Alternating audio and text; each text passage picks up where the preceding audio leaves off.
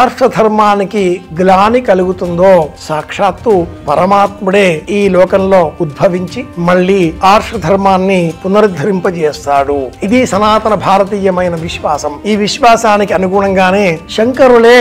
ఆదిశంకరులుగా అవతరించి కాలడి అనే గ్రామంలో జన్మించి విద్యాధర రాజ సంబంధితమైన ఆ కాలడి గ్రామంలో ఆర్యాంబ శివగురువు దంపతులకు కుమారుడిగా కొద్ది కాలమే ఆ ఇంటిలో నివసించి 5వ ఏట ఉపనయనము, 8వ ఏట దేశ సంచారము, 16 ఏండ్ల ప్రాయం పూర్తి అయ్యేసరికి 75 మతాలను నిర్ధూమధామం చేసేటటువంటి శక్తి కలిగి 32 సంవత్సరాల ప్రాయం వరకు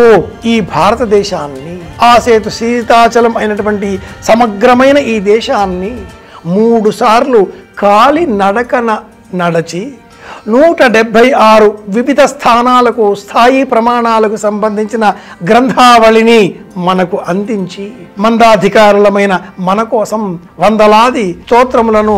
మనకు చెప్పి ఏకశ్లోకి ఒకే శ్లోకంలో ఇది అద్వైతం అంటూ సులభంగా బోధించి ఒక ప్రపంచమంతటికి కూడా ఆదర్శప్రాయంగా జగద్గురువు అంటే ఆదిశంకరులే అన్నట్లుగా జగన్నాథ పీఠం, గోవర్ధన పీఠం, శారదా పీఠం, ఆమ్నాయ పీఠాలలో ద్వారకా పీఠం 4 దిక్కుల 4 పీఠాలు స్థాపించి తానే స్వయంగా పరమేశ్వరులో లీనం అయ్యే విధంగా 5వది అయినటువంటి కంచి మహాపీఠాన్ని సైతం స్థాపించి ప్రపంచానికి ఇది జ్ఞానం, ఇది ఆర్ష జ్ఞానం, ఇది ప్రజ్ఞానం బ్రహ్మ అంటూ బోధించిన శంకర భగవత్పాదులను స్మరించుకుంటే తెలియని ఏదో ఒక ఆనందం మనలో పెళ్ళుబుకుతుంది.